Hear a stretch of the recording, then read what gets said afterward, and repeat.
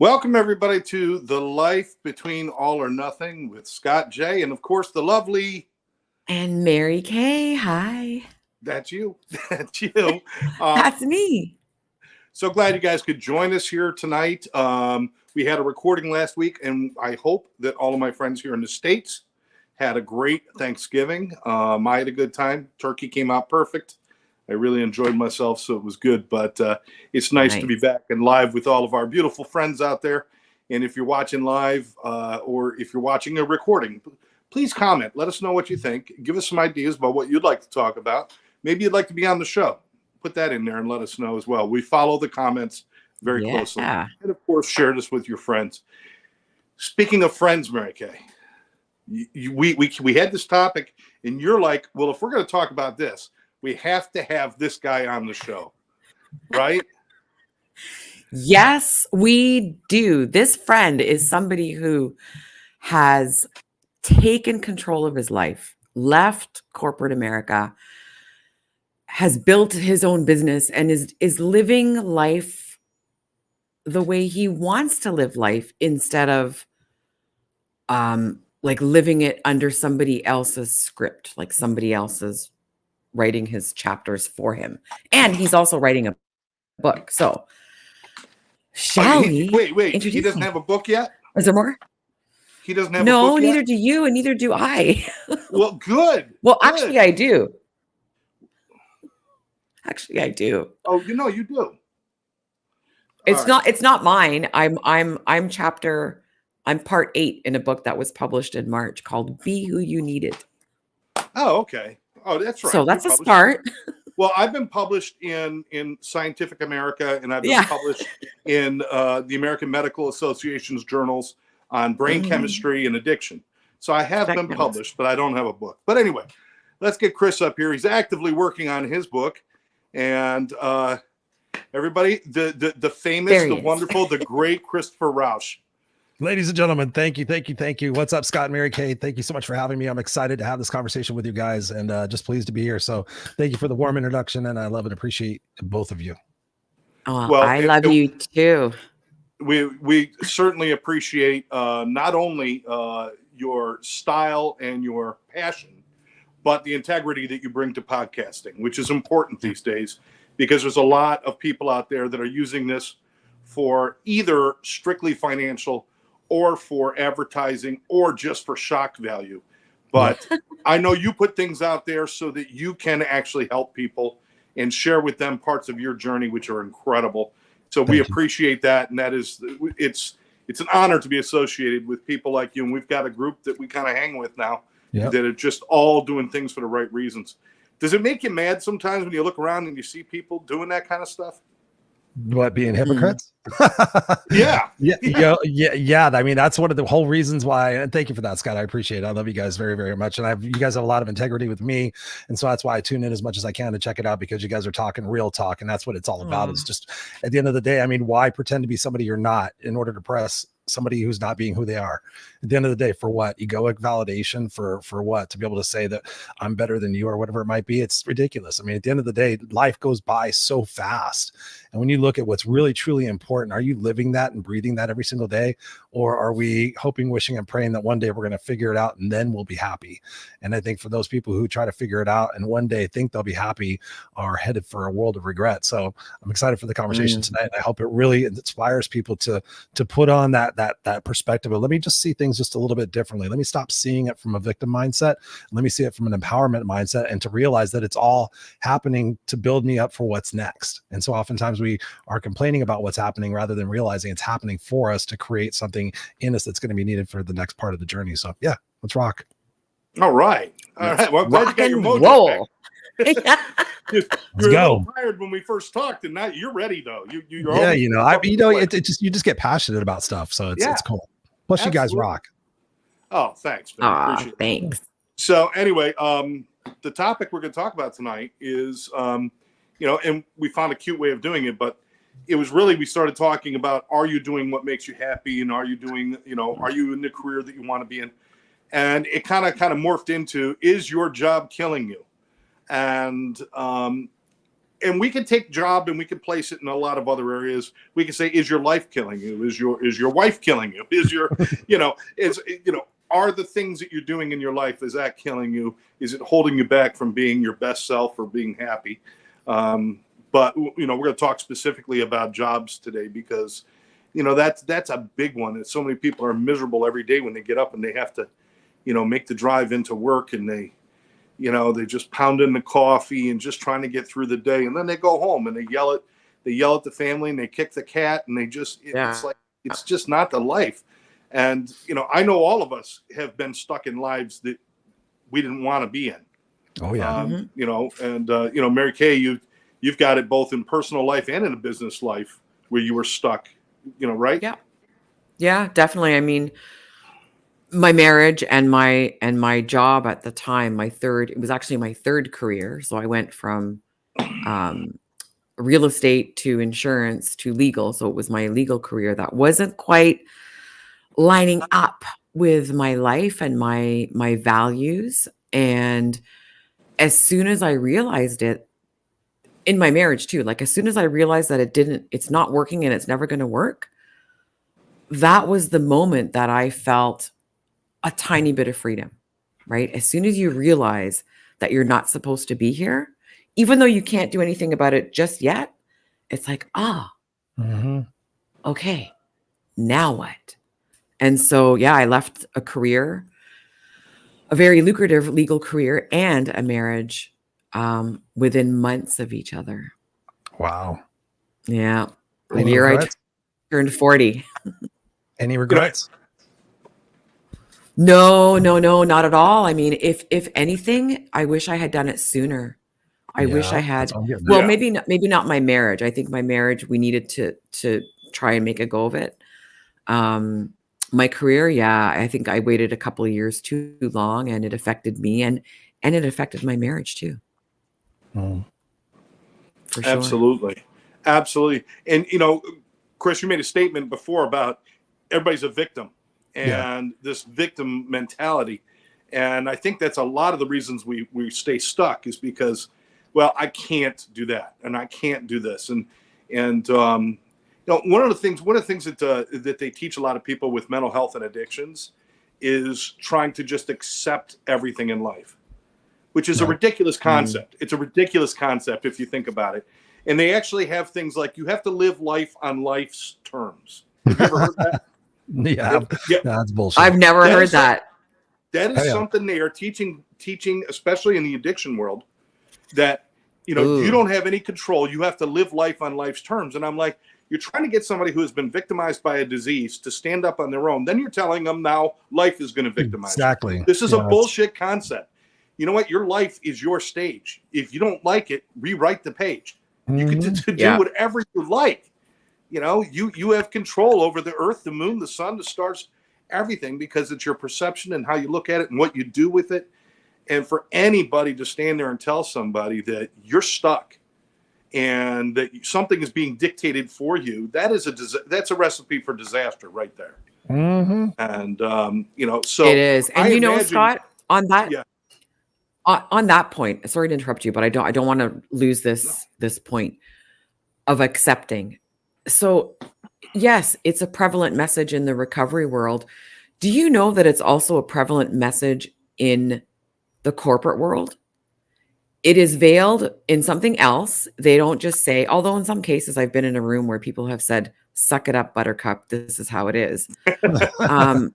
Seriously, exact words. Don't like it. There's the door. I've heard that a few times. There is. Well, no, and they won't say it that way, right? A corporation is going to put the message in a different way, and it's going to say, this is our journey. This is the pain before the gain. This is the stuff that you need to accept. And so, although I may not agree with that message or the one that's in the recovery world, being taught in the recovery world, I think there is a little tiny grain of truth to acceptance. Accepting things as they are, because that's the first step to becoming aware of the problem, right? You accept it. Okay, this is the way it is. So this is the thing I have to deal with. And then you might dig back and find out there's more, or there's a long tail to that problem. Oh, there's Ellie. What's up, Hi, Ellie? Ellie. From the UK.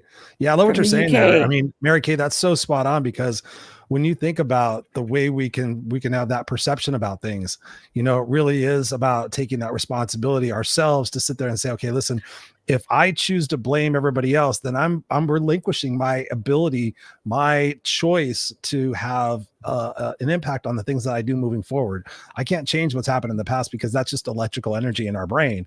But if I could sit there and make that a conscious choice every single day to grow and to change and to embrace those things that which are uncomfortable, it's pretty incredible what it is that we can continue to grow and learn from.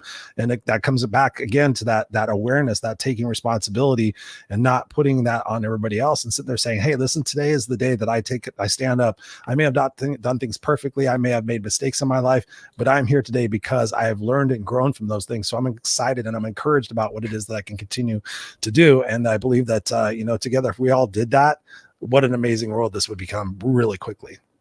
Absolutely. We've got Amen. Sarah McCauley's out there. She was with us 2 weeks ago. Sarah. how Hi, you doing? Sarah. She says you do have to accept what isn't in your control. I agree Yeah. with that. I agree with that. But also, I mean, I'm thinking that, again, maybe from my perspective, it's a little bit different than maybe somebody else's, because, you know, the control in my life came out of a bottle and came out of pills and came out of needles and things like that. And where I didn't have any acceptance of anything. I was victimized by everything. The whole world was out to get me. I could not change. Every time I thought I'd change, something held me back. And it was me, but I didn't know that was me at the time. Yeah. The acceptance of it is to see this is what it is. And, you know, not to, you know, because without acceptance, I'm going to look at something, I'm going to deny it exists. If I deny it exists, I can't deal with it. Exactly. If I That's can right. look at it and see it for what it really is, then I get to decide, now that I know what this really is, do I want to participate or not participate? Do I want to go around it, through it, over it, under it? Do I want to turn away from it? It's all completely up to us. We are still in control of everything that involves us. True. But we have to accept the reality of what's around us. That's a big part of mindfulness. It's being Right. able to see the things in your life and you know what things really are, and not the rose-colored glasses. Listen, I'm a very positive guy. I think life is beautiful, and I'm just thrilled every day I get to pump air, because I didn't earn that. I traded in my membership card for the human race a long time ago. And I got a second chance. I got a do-over. They turned back the odometer and they sold me as a new car, and I'm lucky. I'm glad. I'm glad. Thank God. And I'm grateful for that. But I'm also not the guy who's going to walk around and just pretend everything's okay all the time. I mean, our country's a mess. Our communities are a mess. We got people who are, you know, we still have race problems and these problems and that problems, and it's a total mess. But if I see it for the reality it is, then I can decide how I'm going to participate and not be a victim of it. So I hope that makes sense. I don't ever look at anything and say that's not in my control, because I have the control to decide whether I participate or not. And that's all the control I need in my life, right? 100%. I mean, Viktor Frankl talked about it in his book, Man's Search for Meaning, is the fact, exactly. We get to, nobody can make me choose how I feel and how I think about these things.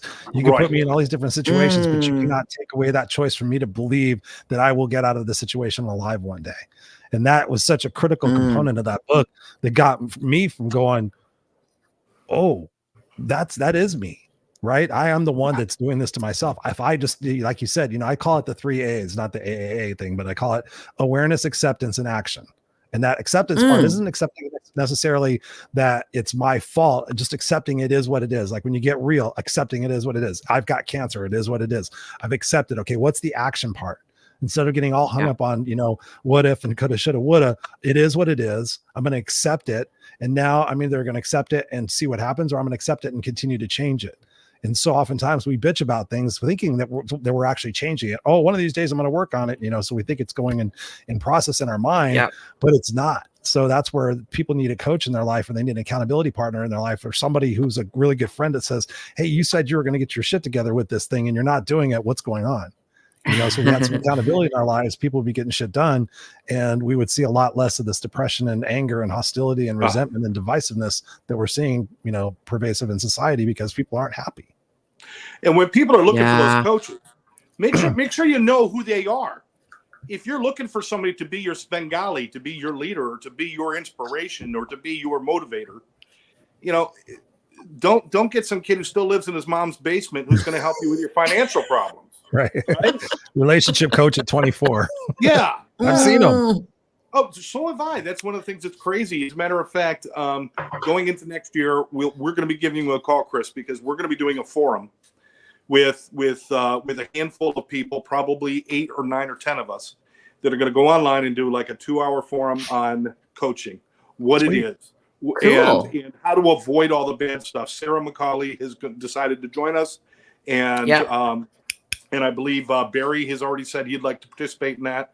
So we've got some good people, you know, and we'd love to have you be a part of that to really fight I'm that. there. Yeah. Yeah. But, Yeah, let's rock and roll. Let's So Gene- let's go back. That's a situation. Gene is with Oh, us. hi, I just Gene. want to say hi. Karen is with us from Fort Lauderdale. Crazy About Costumes. Love you, Karen. Sometimes it's easier said than what we can do. That's true. Yeah. Yeah. And the Walt great McKinley Walter in the house. McKinley's with us. What's up, brother? What? Arizona. Another one who took control of his life and made Yes, some he changes did. Monsters in my in my house. Monsters in my house. That's right. And So- We got monster all over the place. oh wait, here I he want is. to go. Oh, He's hanging Christmas lights, but wanted to pop in and see my favorite peeps. Oh, There you're we so go. Nice. sweet. And We if, wanna Walt, see and if photos. Walt's there, then Stephanie's standing behind him. So hi, Steph. yeah. She's Hi, telling Hi, him, Steph. she's saying, "Turn that shit down. I can't hear the Christmas music."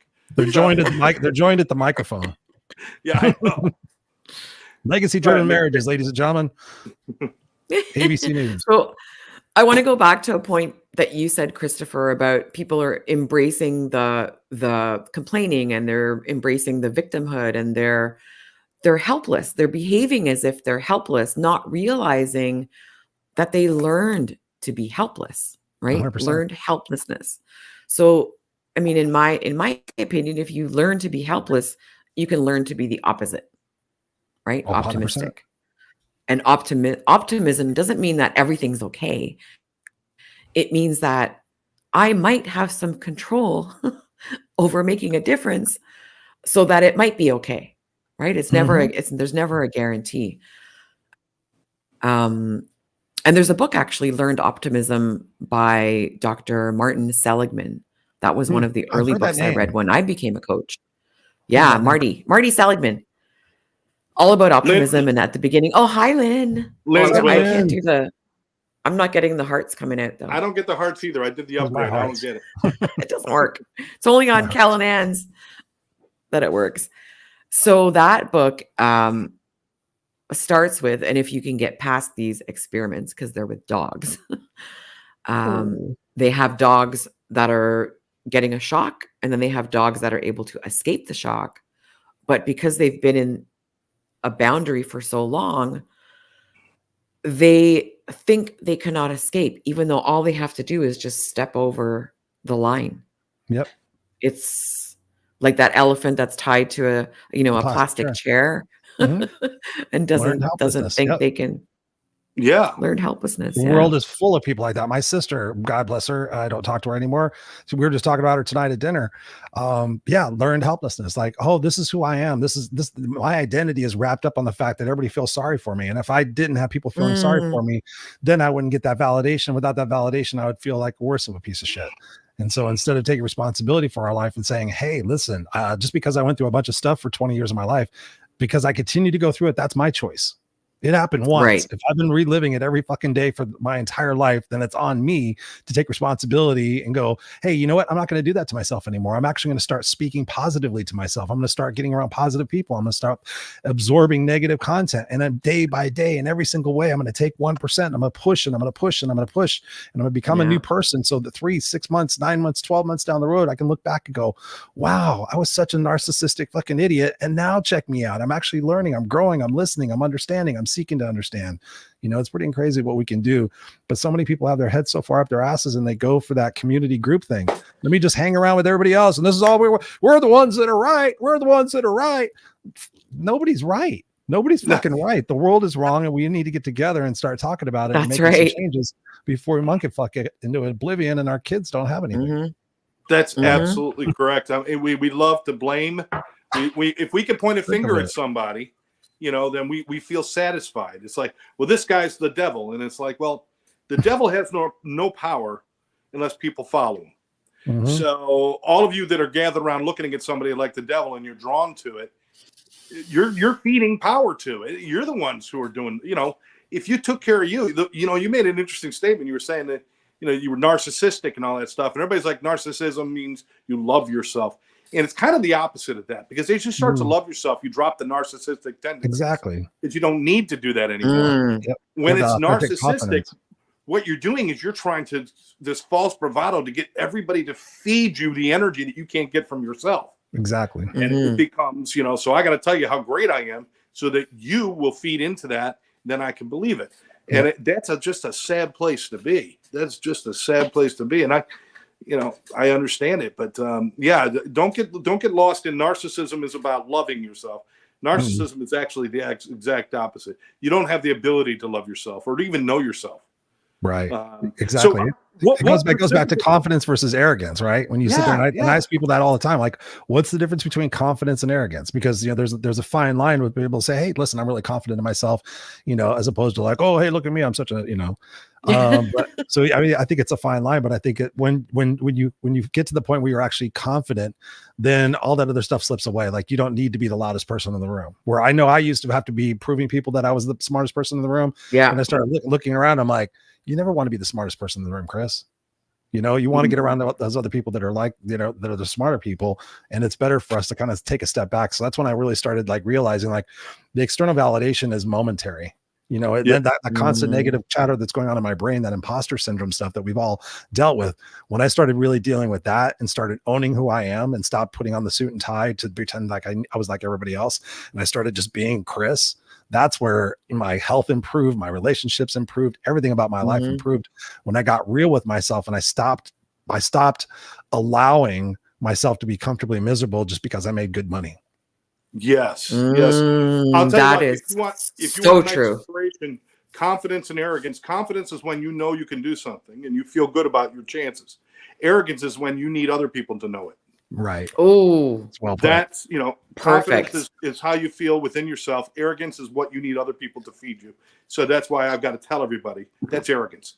Confidence is when I can sit them back and listen. You know what the funny thing is that we all get trapped, and we're talking about jobs and stuff. We're talking about, being trapped and being miserable, and, life is pain, and anybody that tells you differently is selling you something. I know the whole spiel, right?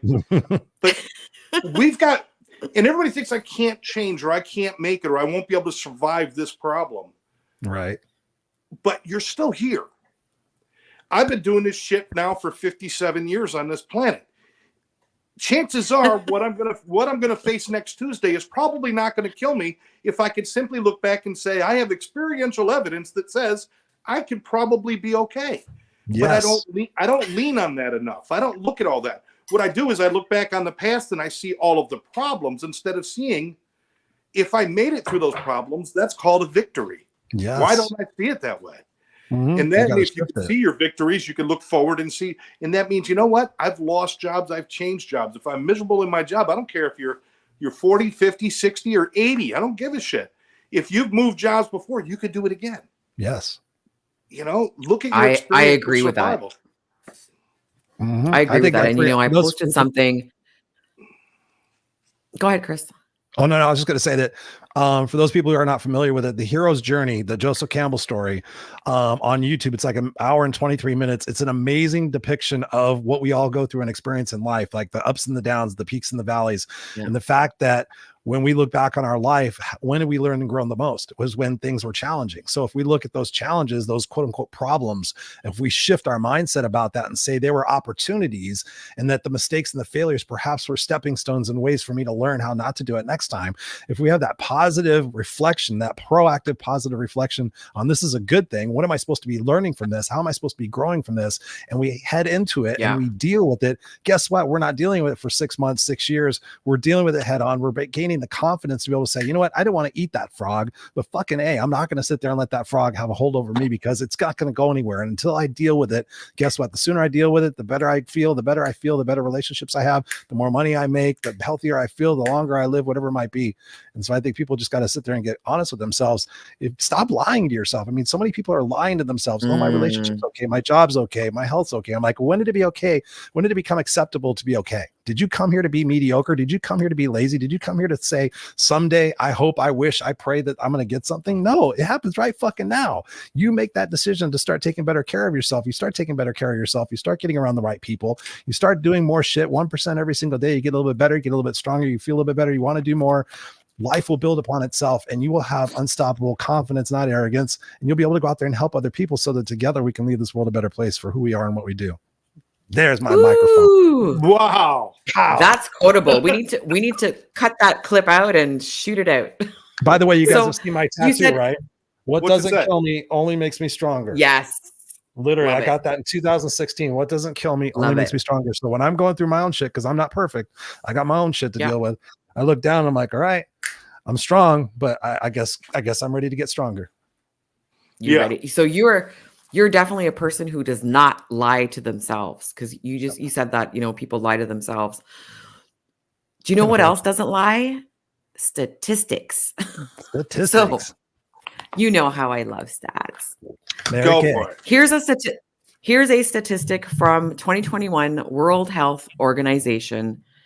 WHO.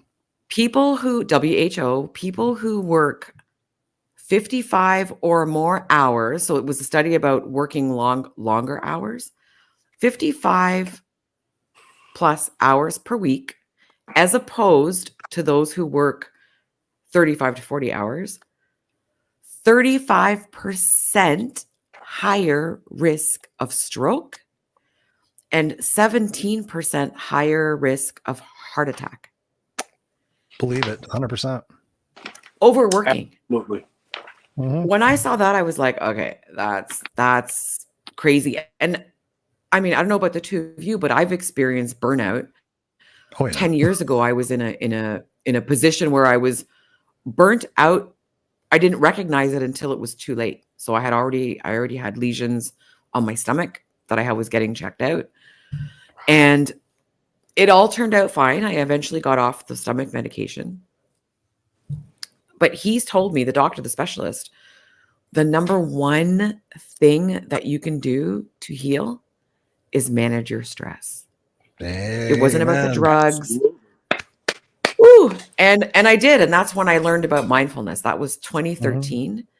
And before long, I was teaching it. I was speaking on it. It changed my life. Now, not to say that I haven't been close to the brink of burnout again since then. Right. Because sometimes, we don't pay attention, right? Yeah. Mindfulness is paying attention. We get on autopilot. Like a few days ago, I was like, did I feed the dog? I don't remember doing that. Well, I'm like, what the hell was I doing? I'm up. I know I was downstairs. I'm upstairs now. I don't remember getting here. So, anyway, back to statistics and the things that can kill you. So your job really can kill you. And we're not talking about the ones that you're working in a toxic air environment, or you're a first responder that's, at risk of physical harm. So, And God bless our first responders, please. Yes. Yes, God bless appreciate them. all of you. Our military, police, fire, medical workers. Thank you all for doing what you do. Everyone, Amen. veterans, everyone. Because Yeah. if it wasn't for them, we wouldn't be able to live the freedom and be able to walk about as we do freely in this country and in the US as well. Absolutely. So a few more statistics. Yes. Well, not really statistics. These are studies. So there was another one that in 2015 that confirmed risk of coronary disease. And then there was another one which blew my mind. Stress might be a factor in certain types of cancer, in that it might increase the risk of certain types of cancer. 100%. And I thought, cortisol. like, work stress, cortisol, yes.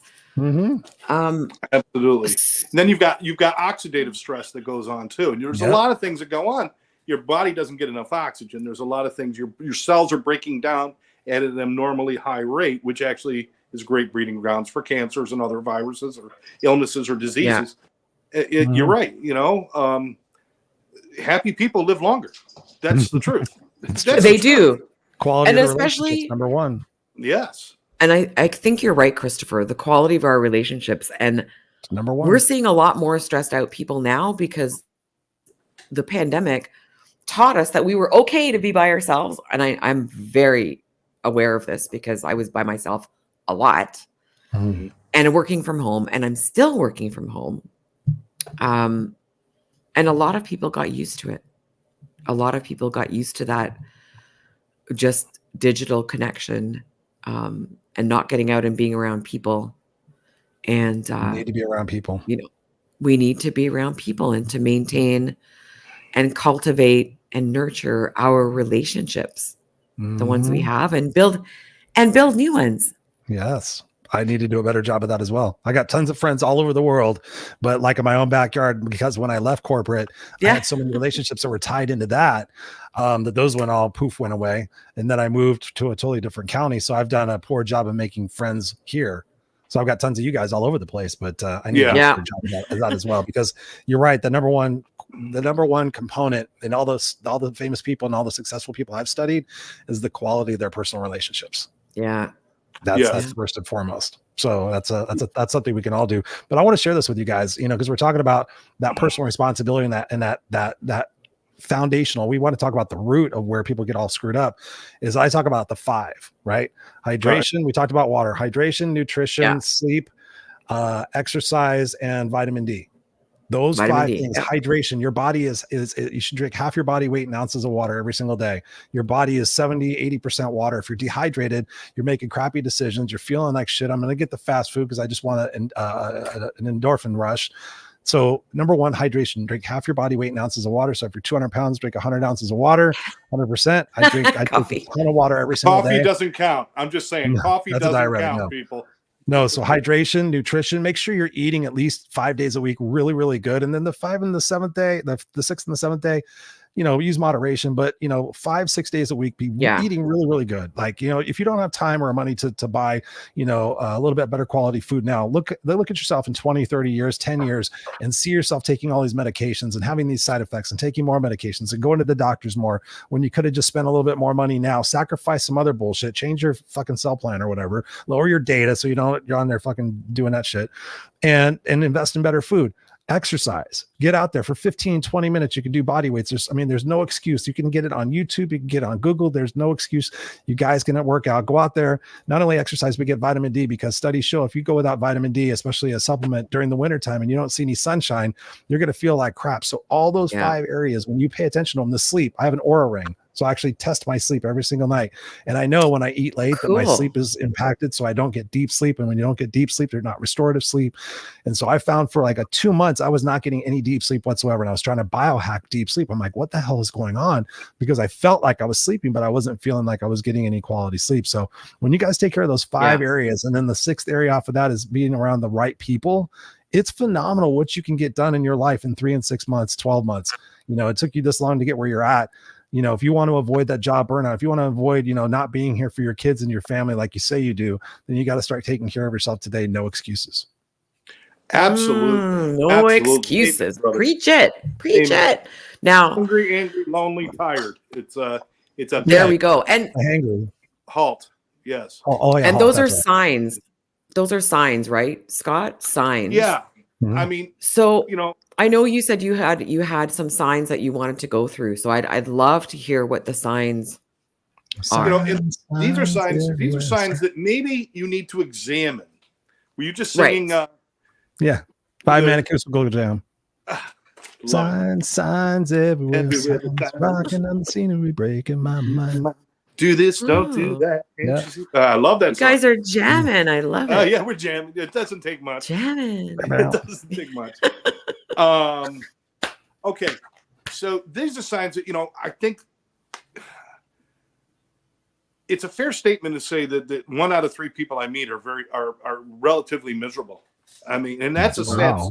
that's a sad Where do state you of live, affairs. Florida? Well, yeah, anywhere you go, when you think about it. DeSantis. Think about, for every 3 people I meet, one of them is not really just happy. Now there could be an imbalance, maybe a depletion in dopamine. There could be a lot of other things going on, but a lot of times it's just because people have settled into a life that they don't want to be living. Yeah, and work is a really, really big one, especially as you get later in life. Work tends to take over. Mm-hmm. So these are some signs that if you're experiencing some of these things, maybe it's time to think about doing something different, because you are getting in trouble. The first thing is, if you have to use substances or alcohol to cope with your day, it doesn't mean that you're doing lines of coke in your cubicle at work. I mean, although that's probably not good. Yeah, I was going to say that's not a good thing. unless you work on Wall Street, because that's the only way they get that shit done. But no, if you're going home every day and you need to have a drink to calm down or to relax yourself, and nothing else does it, that's not a good sign, because that falls into all sorts of addictive behaviors, and it shows that you don't have a good self-care regimen. So if you are leaning on substance, listen, just because I don't drink doesn't mean I think alcohol should go away. If you could have a glass of wine once in a while and enjoy it, but if it's part of your routine to de-stress, that's not a good routine. You become angry with people that you care about. You start getting less tolerant of people that you care about. Because if you're having a bad day at work and you go home, I don't care how good you are. You guys can probably attest to this, because we've all been in miserable. You go home, I think I'm hiding. It turns out it's coming out sideways all over the place. Yeah. My whole family was walking on eggshells, and I thought I was doing fine. But they were afraid of me because it was coming out. You can't hold that in when you're carrying that much frustration and anger, right? Yeah. Can I say something about that, Scott? Yeah. I think that's such an important note, because when we think about in terms of our job, we think in terms of our customers. Who's our customer? And that's one of the things we can identify pretty quickly, that I believe that our customers are everybody. Our customers are our internal people. Our customers, of course, are our customers. But also I extend that to the home. And one of the things that I was famous for in my job is that I personal coached a lot of my team on their personal issues. I wasn't prying into their personal issues. I would just say, if I can make your home life better, then you're going to come to work feeling a lot better, and you're going to be more productive. So if you want my help in something, feel free to come by my office. It won't come across, won't come out of your time. We'll talk about it and I'll help you. And so when we start doing that, you get people to start taking that responsibility. It's pretty incredible shit. I just lost my train of thought for a second when I looked up at my dry erase board and realized I hadn't done something. Fucking A. But squirrel. But the importance of being aware. Shit, what were you saying, Scott? Remind me again. We're talking about, like, you have all the anger, you bring it home to your family. Oh yeah, customers, right? Customers. Yeah. So I found for myself, I was doing the same thing. I would come home and I didn't see my wife all day. I'd be gone for 12, 14 hours. And guess what? For the next 45 minutes, I would yell and like, oh, these people and these motherfuckers, da, da, da. And then I started realizing, I'm like, my number one customer really is my family. And if I'm going home after all day being gone and I'm being an asshole, or if I'm being, all bitchy and everything, it's okay to have a pity party every once in a while. We're human. But if we're constantly going home and giving our family the worst part of ourselves, who's going to be there to wipe our ass when we have a stroke? Who's going to be there to do? We have to really put the brain back into the right priority system and say, okay, number one, I got to take care of myself. Number two, I got to be present and aware with my family, because so many times when we talk about the 5 regrets of the dying in that book, the other one is that, so many times that they took other things more seriously than their family in those moments, in those relationships. That's the key to longevity, and then the third thing is, like, am I making an impact in the world? We start sitting there, we take care of ourselves, we take care of our family, we're making an impact in the world. You're going to find the right job. You're going to get to that point where you're going to sit there and say, you know what, do I really want to sign up for another 20 years to go make somebody else's dreams come true? Right. It's hell no, guys. I left my corporate job and I made 6 figures. I had a corner office. I had 26 years. I had 6 weeks vacation. I had all these great things, bonuses. But when I left there, when we were talking about it, you mentioned the word, I think before, Scott, identity. When I left there in November of 2019, I was literally killing myself. I'd kill myself. I'd worked all my way itself up from the warehouse guy, like the puller packer, all the way up to the director of operations.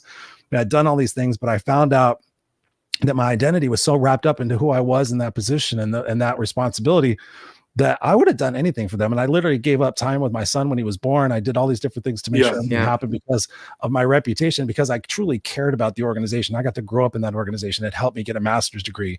But when I left there, I didn't realize how much shit I was taking and how much I was taking it like, oh, I need to do this because of my worth, right? Oh, I can't Yeah. get another job, blah, blah. And I was like realizing how much I was not taking myself fully as the empowered person that I really am. I mean, I'm a confident person, but when I Yeah. started peeling back the onion on some of that stuff and the tolerations, you know, if I had not left that job, I guarantee I would have been dead 10 years sooner. You know, if a heart attack, sitting in traffic and being pissed off, Yeah.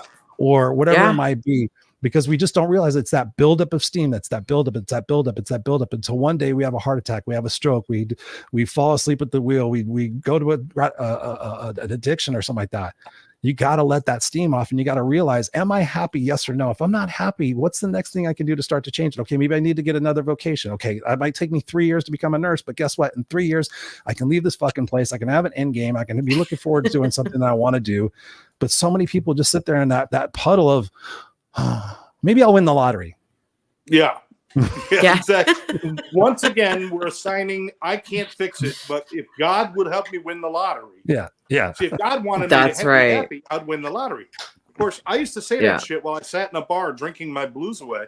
If I just win the lottery, I will. What you know what I never did? Never once. You never bought a lottery ticket. I never bought a ticket. I know. I talk to people all the time when they say, you know, when I win the lottery, I'm like, how often do you play? I swear to God, Scott, I do that. I swear to God, because it pisses me off. And they're like, oh, I play every once in a while. I'm like, I said, you really have that dream? Like, no, I'm just kind of kidding. I'm like, no, you can't have any dream that anything else besides what it is that you're going to do differently than you're doing today is going to make a change. Like, nobody's going to come in on a fucking white horse and gift you $10 billion. You're going to only be able to do that if you get your shit together today. And there's never a bad time to start. Like, start today, take that imperfect action every single day, fail your way to success, surround yourself with the right people. And it's pretty incredible what it is that you can accomplish. You don't have to overthink it. The answers are right there. If you go to YouTube and sit there and say, okay, how can I have a better positive attitude every single day? How can I improve my relationships at work? How can I provide better customer service?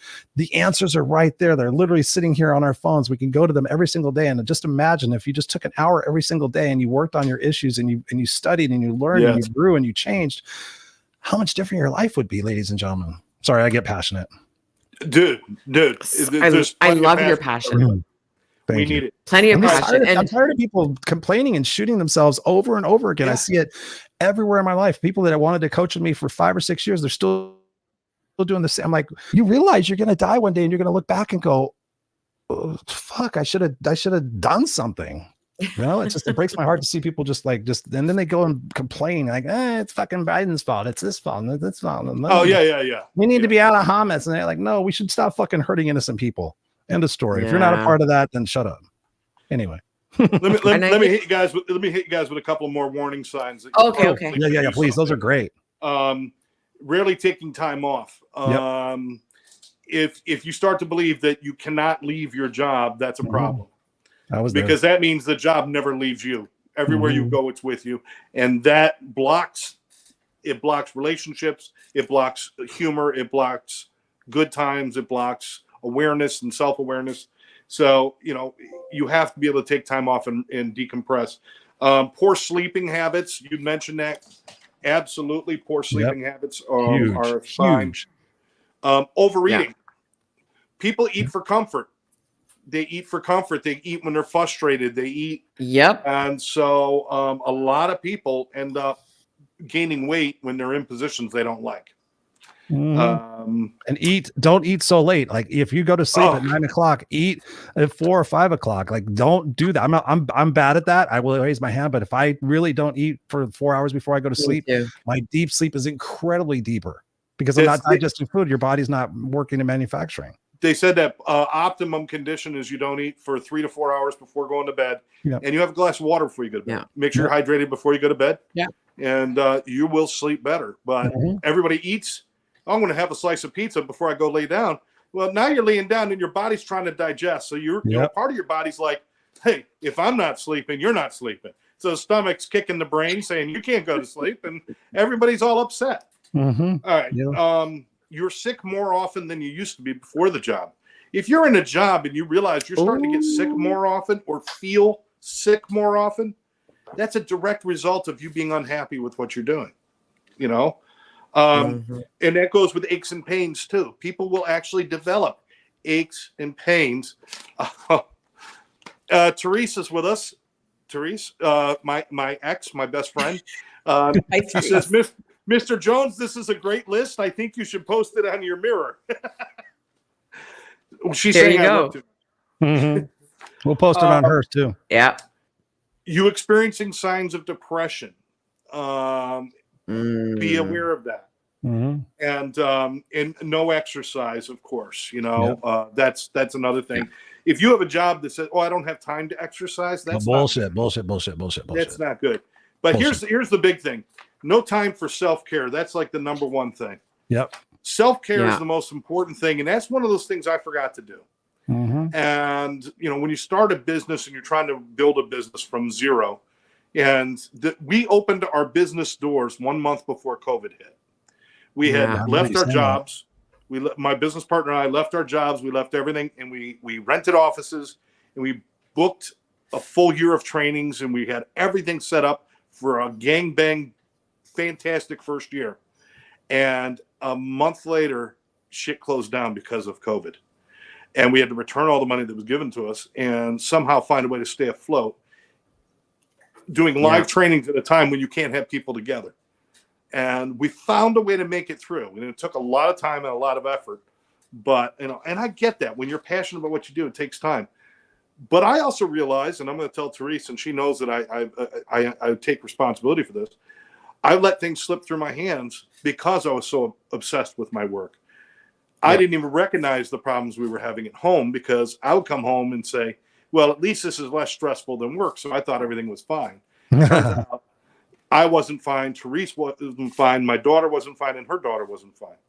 You know, nobody was okay, but I thought everything was okay because when you become so obsessed with work, when you become so obsessed with money, so obsessed with conquering, you know, the world, you miss all of the things that really matter. Amen, Scott. You know, So and true. I missed signs of my daughter's addiction. It almost killed her, and I missed a lot of that because I was so busy up here. I almost helped her into her grave. You know, I missed the problems that Teresa and I were having. You know, and she has her part in it, and I have my part. But really, the day she says, "That's it, we can't do this anymore," and thank God we're still best friends, and I think that's important. That I'm friends with my ex-wife too. Oh yeah, I just talked to her yesterday. 30 years ago, we got divorced. Yeah, how could everything be bad? Some things don't work. It doesn't mean everything's bad. No, you know. But anyway, you know, I could have done things a lot better if I was taking care of myself. If I was coming home, making sure I took enough time off, making sure that when I came home, if I've got to decompress for a few minutes, like take a walk or go lift some weights or play my guitar or do something, go decompress for a little bit, have my coffee, have something, and then join the family and let go of all of that. You got to be able to do that stuff. And I wasn't doing it. And you know what? It was killing me. It was killing me. And it killed a relationship. It almost killed my daughter because I was so obsessed with what I was doing. I missed what was happening right under my nose. You know, thank God she's good today and it's all cool. But, you know, so that's and thank God you took control. Right? Thank God you took control of your life. I know that didn't work, but you learned your lessons, and now you're living your life in a different way. And I just want to say something about work. No matter what job you're in, you are replaceable. The minute you're gone, you are replaced. So how important were you? And I don't mean to say that to diminish the value that you bring to an organization, but I say it because it just puts things into perspective a little bit. If you got sick and left, you would be replaced. If you decided to leave, you would be replaced. Sometimes they'll just come up and terminate you. You will be replaced. Yep. So I think thinking of things in that way and making the decision to design your work around the way you want to live instead of Amen. having to design the way you want to live around your work. Mhm. And that Yep. could mean a whole bunch of different things, right? So I always think, and when I'm coaching people, having them resign or telling them that resigning is an option, sure, it's an option, but it's never the first step. It's usually the last step. And in order to get to that step, we need to understand where we are and then where we want to be, and then all the steps in between and how we can get there. I Going love back the to what I replaceable thing, Mary said, Kay, because my you are brother, replaceable. 3 weeks ago, my brother, or maybe 4, got a call. He was supposed to go into work. The night before he was going to go to work the next day, they called and says, Yeah. "Don't come in anymore, Mr. Jones. We're shutting everything down." 1/3 of he worked for Geico for 25 years. He was Wow. an IT tech in Geico. He took care of their main offices. Wow. He ran all of their computer systems and everything, and they laid off 1/3 of their workforce and Yeah. said, "AI can do this job. You're Tis all the out." season. And they had no notice, like a phone call. Everyone, you're not Wow. even coming After in anymore. 25 years? 25 years. Now they gave him a severance, Mm, but he's still got to figure out what to do and do all sounds this like stuff. my situation. And you are replaceable. We are replaceable. Put the Without value a of who kiss. you are in the places in your life that really should have the value. The value Exactly. should be in Woo. our relationships. The value should Yeah. be in how, in myself. The value in how I feel about me. You know, my value should not be measured by how much money I make from my boss. It should be measured by, how much do I improve the life of the people in my life, and how much Mhm. do I improve my own life, and how much of a difference can I make in my community, in my town. Absolutely. That's where our value should be. We're missing all of that. It's all gone. Chris, you're smiling. You're all about it. Of course. No, 100%. I mean, you're preaching to the choir, dude. Yeah. You know, I mean, I could talk hours about it. I mean, it's ultimately like, for me, when I get down to the nitty gritty, and you guys know I talk about the root, and that's what I love about when you guys are on your show. You're talking about the root of a problem, not the symptom of a roots. problem, but dealing Yeah. with the root of the problem.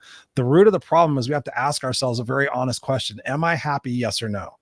Not sort of, but am I happy? Okay, no, I'm not happy. Okay, what part of my life am I not happy? And we need to dig down and be serious and Mhm. honest with ourselves, because we think we're going to lie to ourselves, and we think it's okay to lie to ourselves. We would never let our friends talk to themselves the way we talk to ourselves. You know, we would never let our friends sit there and shoot themselves in the That's foot true. like we shoot ourselves in the foot all the time.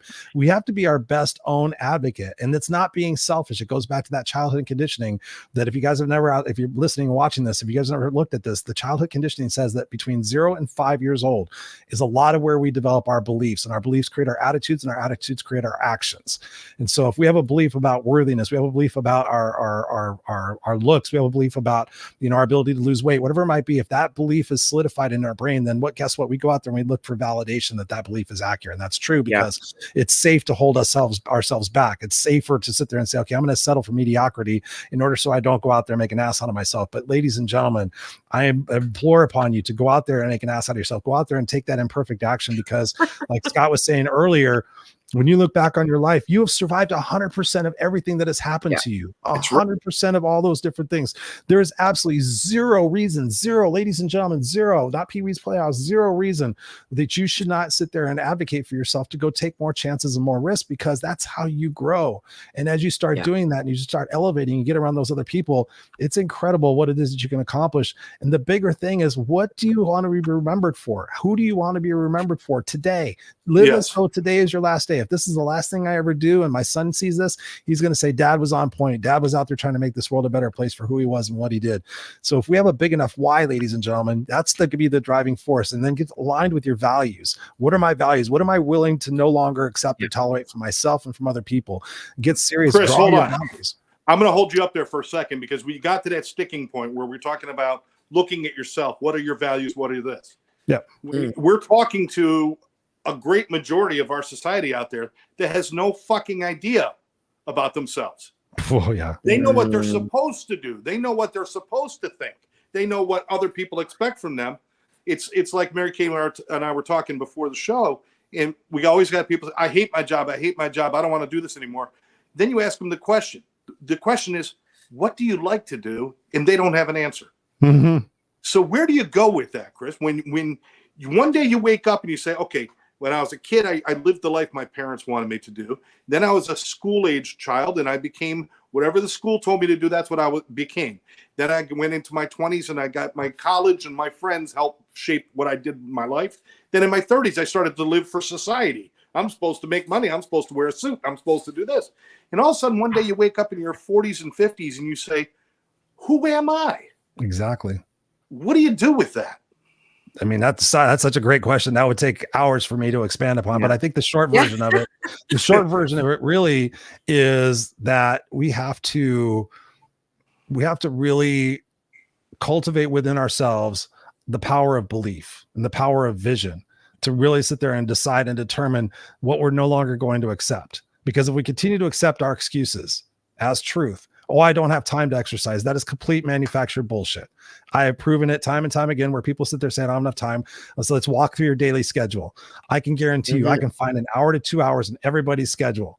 You don't need your 8 hours. You can get by 6 or 7 hours. If you got up an hour extra every single day and you spent 20 minutes meditating, 20 minutes dream journaling, 20 minutes, doing some personal development reading every single day for 365 days, do you think you might be a different person at the end of that? It's really about us having to get serious about where it is that we're going and who it is that we're becoming, and realizing that tomorrow's not guaranteed. And to be able to embrace every single day, live every single day as though it's your last, in a sense, and be proud of the person that you're becoming and the legacy that you're building. Because at the end of the day, I know that if today is my last day and this is the last thing I do, I know that I can feel proud. I may not have accomplished all the different things in my world that I wanted to do, but was I a good person? Will people show up at my funeral tomorrow and say, wow, Chris, lived his purpose? And so people need to get clear about that, but that takes that honest retrospection or introspection in our lives to sit there and say, okay, listen, I'm going to have to make some pretty drastic changes. Like I told you guys, I told Mary Kay, and I know you appreciate this. I quit drinking recently. And normally I quit drinking for 3 months or whatever, but I always have an end date. It's like, I'm going to do it for 75 hard. I'm going to do it for this. And I just decided, I was like, you know what? I'm going to be 55 next year. I want to get in the best shape of my life. It's not like I drink a whole hell of a lot, but I'm sitting here putting poison into my brain saying, I'm putting poison in my body saying, I don't want to ever get cancer. And I want to live long enough to see my son have kids. I'm like a hypocrite. And so I just decided that I was going to quit doing that. And as you start making those decisions and those sacrifices, ladies and gentlemen, then you get a little bit sharper, you get a little bit more edgier. You're all those little bitty things, those things that you make a difference in your life that you think you can't do. You start doing it consecutively and consistently. That builds that strength and that resiliency. And again, that confidence starts to build on itself. And you start examining the weaker areas of your life. And I'm not going to put up with Jane who calls and talks my ears off for 3 hours and tells me how horrible life is. I want to go talk to Scott, who's going to sit there and say, we're going to talk at strategy about what it is that we can do for each other. It's about being intentional. It's about being intentional and not being a victim anymore. And that takes responsibility. And most people don't want to do that. Congrats. You know what? You just nailed it on the head. I was just going to float my theory. A lot of times people don't begin to make changes, or they don't try, because it's not that what if it doesn't work? It's what if it does work? Yep. Yeah. That means I have to do it the next day and the next day and the next day. And we are so adverse to that kind of responsibility. You mean I've got to be solely responsible for how I live my life and how I feel and all of that? It's so much easier for me to just turn on that CNN and blame somebody else. It's so much easier to do that. Why can't I just do that? I think that the personal responsibility, I am responsible for what goes on inside of me, what I think, what I feel, and how I act. I'm responsible for all of that. And if there's something that's not a healthy thing, I love the fact that you stopped drinking. Congratulations, brother. I think that's great. It's funny how we make those deals, though, isn't it? I'm not going to drink because it's not really good for me, but I'll do it again in 6 months. It's like, why do we need that? Why did we need that there in 6 months? If it's not good for you, it's not good for you. I had a woman who she was in treatment. This is a true story. She sat in front of the group and cried because she knew she had to quit drinking. She was very, very ill. But she says, I've always had this dream about a champagne toast at my daughter's wedding. And I'm not going to be able to do that now. And it was just part of the dream. And she goes, I know I could put apple juice in there, or I could drink water. She says, but it feels like I'm letting her down somehow. And and the whole group started telling her it's okay. And we started talking and doing all this. And I just happened to think, I says, by the way, how old is your daughter? She said 4. Oh my God.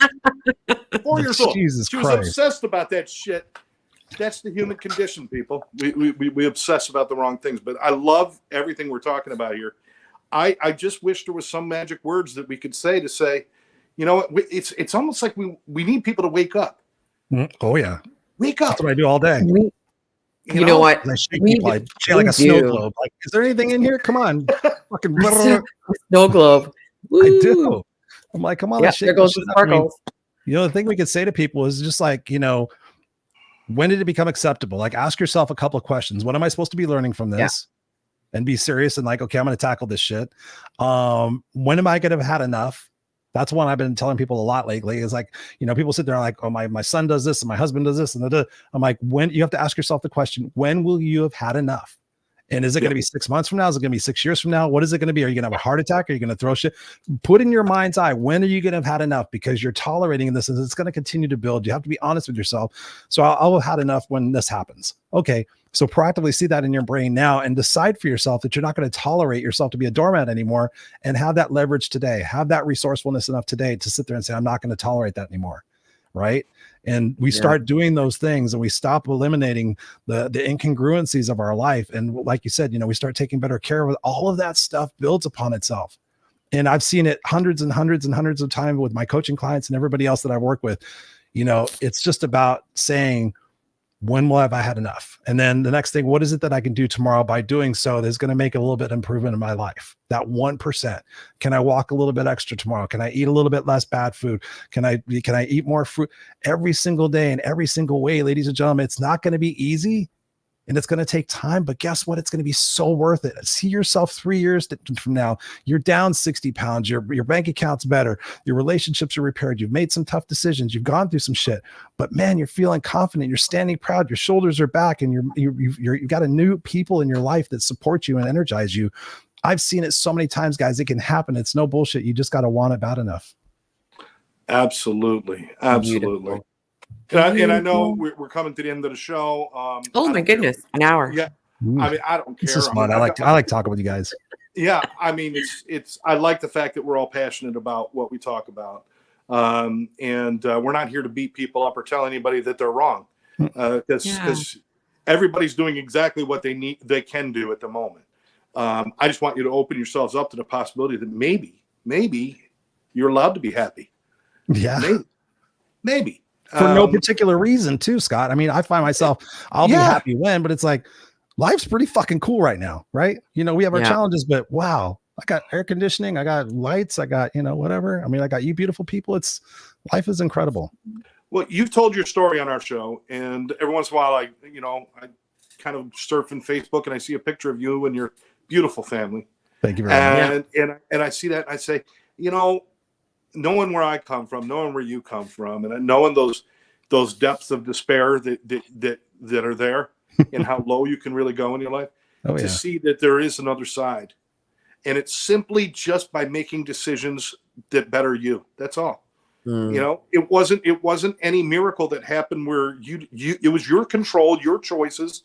Your choices put you into bad places. Your choices put you into good places. 1000%. Take responsibility, make better choices, and be happy. If you're not happy, if you want to blame somebody, don't turn on the TV. Go in the bathroom, turn on the light, look in the fucking mirror. That's who you can blame if you're not happy. Seriously. That's it. Go get him, Scott. Go get him, Scott. Go get him, Scott.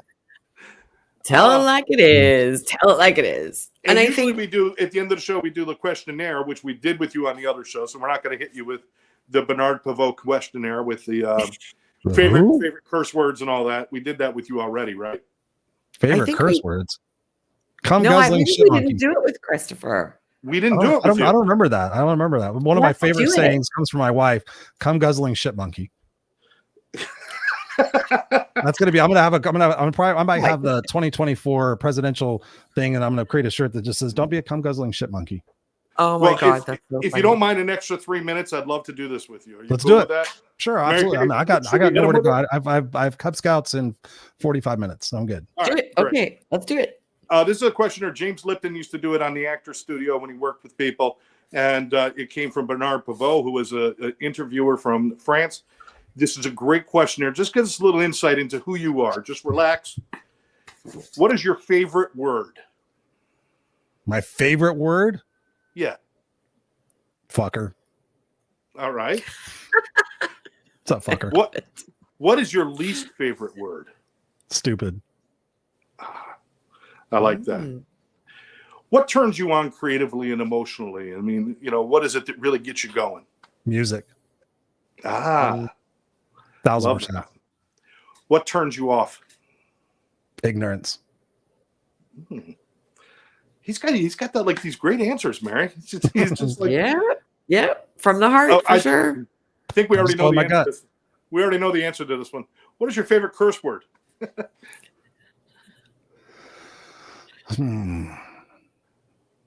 It used to be fucktard, but I started getting shit from people about that.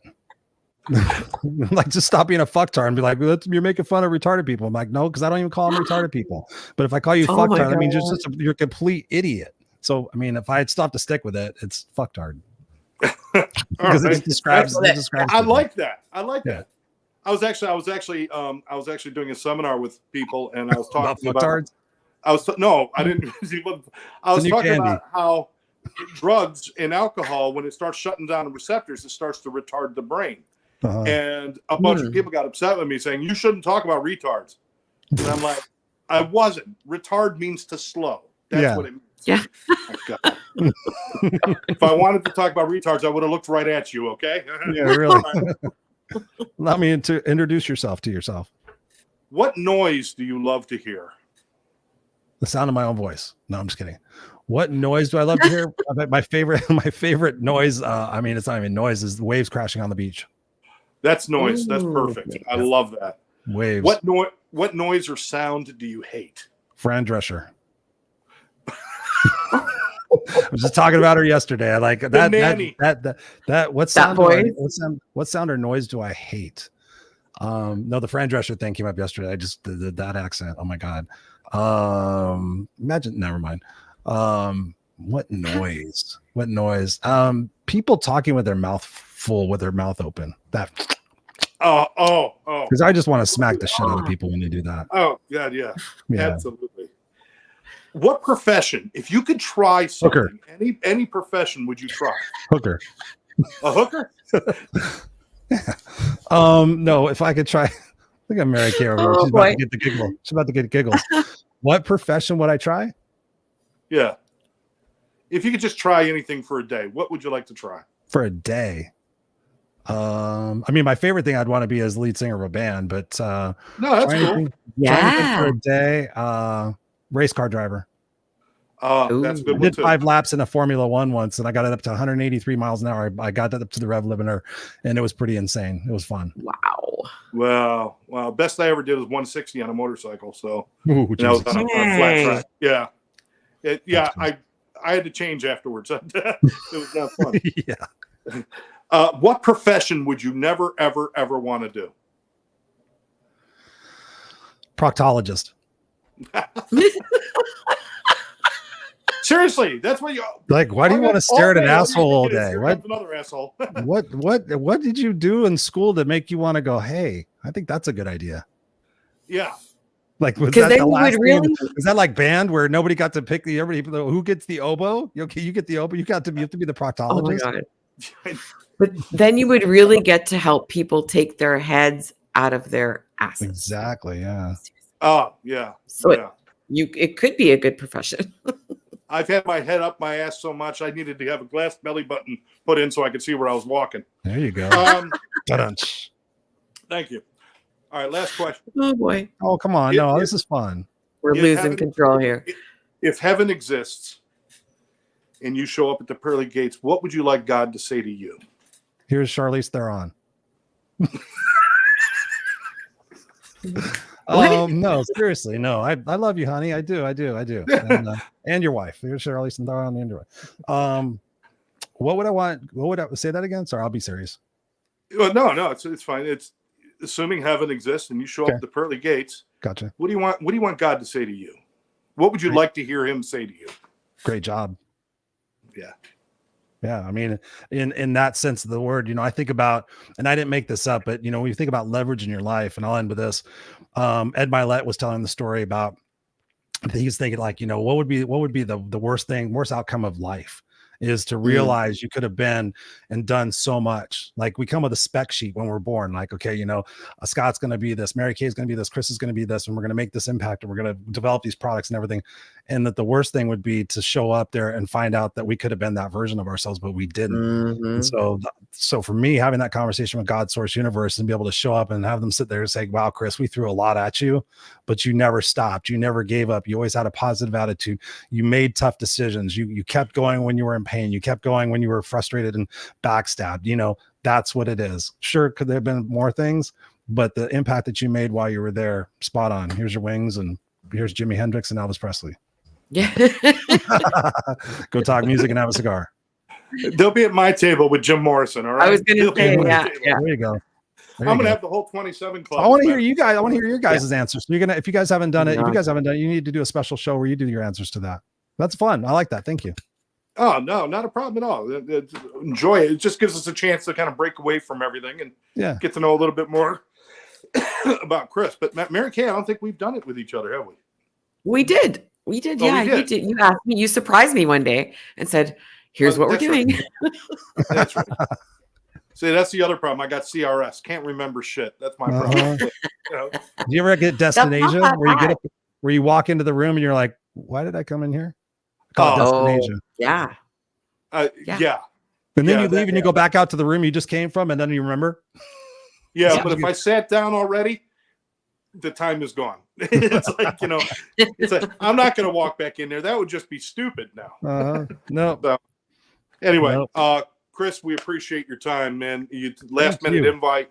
We are honored that you took time to spend with us. Oh, I love you guys. You guys are awesome.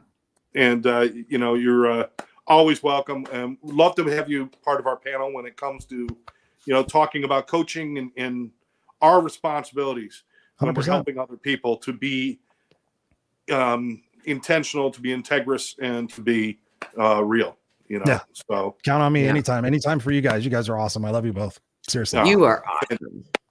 Mary Kay, well, Chris, any final thoughts on what we talked about today? You want to wrap up, put a bow on it? Put a bow on it. I'll say this. When I was a 7th grade homeless dropout and smoking cigarettes and drinking beer and living in an apartment with 5 other guys, there was a gentleman who looked at me and said, "Christopher, you're only limited by the parameters of your own mind. You're only limited by the parameters of your own mind." And from there, I went back and I got my GED in a couple of months. From there, I spent 12 years in school, got my master's degree. Same year I bought my first house. Every single day in every single way, when you guys take that imperfect action and you learn as you go and you build that resiliency, it's incredible what it is that you can accomplish. And we've said this here so many times, but it's you that has to make that choice. Nobody's going to come tell you to do it. Nobody's going to make you do it. Either you're going to do it now and be proud of yourself, or you may do it later and regret it. So those are my 2 cents. You guys can get a hold of me at noexcusescoach.com, noexcusescoach.com. I love you guys. I appreciate you so much. And I'm just honored to be with you guys. Thanks, Chris. Mary Kay, final thought? Final thoughts. Don't waste another minute of your life if you're not in a space where you want to be. You're never going to get that time back. It's never coming back. So do what you want to do. There we go. That's it. And for all of you out there, Final thanks for joining us. Please remember, if you look in the mirror and you don't impress yourself, you'll never impress anybody else. You start with you. And from there, everything is possible. And as I always say, every day, do 2 nice things for yourself, 1 nice thing for somebody else, and you'll always have a great day. For us here at The Life Between All or Nothing, thanks for joining us. We'll catch you next week. Bye-bye.